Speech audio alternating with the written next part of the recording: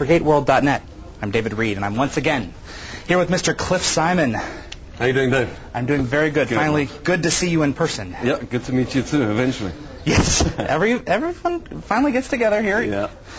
Last time we talked with you, it was after Reckoning had aired, in an interview, after Reckoning had aired. How far do you feel this character has come since then? He's come a long way since Reckoning. There's going to be a lot of changes in him. You'll see it in Season 10, what we're shooting now, in those beautiful costumes. He's becoming a lot more complicated, even more so than he was, and a lot more clones. But what you're going to see starting to happen with him is that I have felt, he's becoming even more human than he was. Really? Yeah. And you're actually going to see that he does bleed.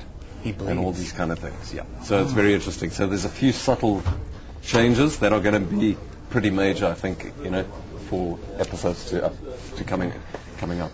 Michael Greenberg was a big petitioner for having Baal stay in the loop, surviving Reckoning and Threads. Do you think that was pretty significant as well, with the direction that this character is going now? I think it is. Michael and me are still very good friends. I saw him the other day. Really? And he's quite amazed that the character's still in the show.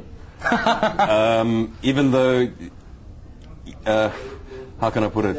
He was very impressed with the character and the way the character was developing. And he seemed to think that it was definitely one of the better bad guys that they've had in the show, one of the more interesting bad guys they've had in the show.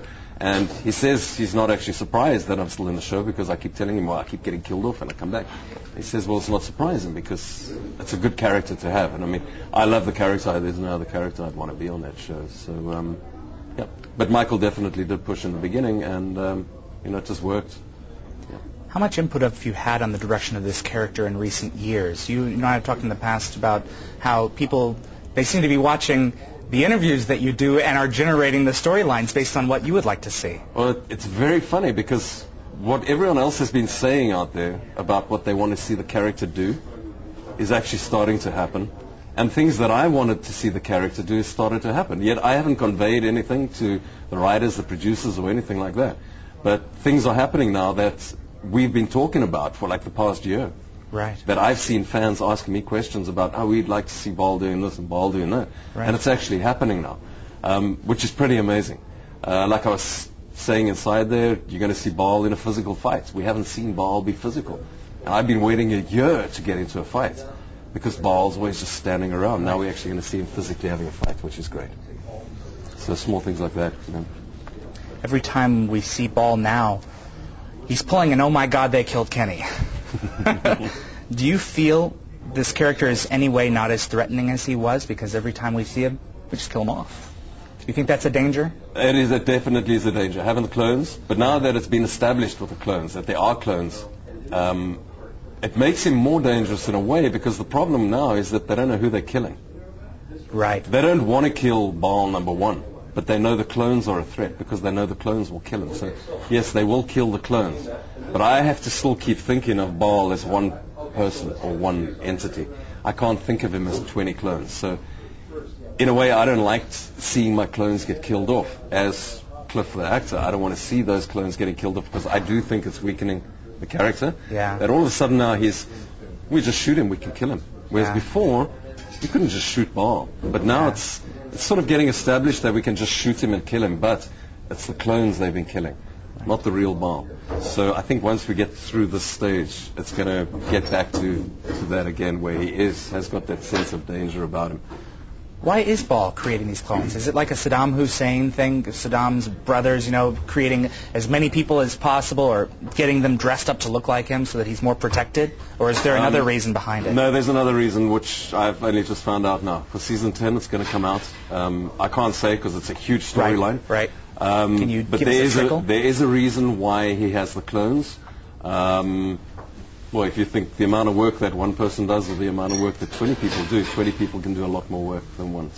So Baal's getting some plans together. Yep.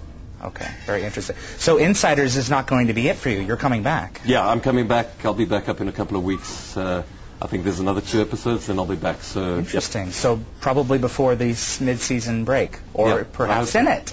I hope so. So you haven't received any scripts yet? Not yet, no. Okay. But I have a feeling season 10 is going to be really big. For Baal? For Baal. Great. Season 9 built into it, and now it's going to be season 10. That's it. Do you think you'll ever be dead now? I don't think I'll ever be dead. I might disappear for a long Right. time, but I don't think I'll ever die. Right. Kind of like the replicators, you know? Yeah. You just never know. Yeah. Great. What do you think about attending conventions? You've been doing a lot more of them in recent years. What is your feeling about attending all these conventions? I'm still getting used to them. I did start doing a lot last year. I know this year I've got a lot coming up. We've already booked like 6. November for me is just going to be a crazy month. I have one every single weekend through the month of November. Holy cow. I'm getting used to them. I do enjoy them as far as like what I said to the fans and the viewers now is that, you know, without them, we wouldn't have a show.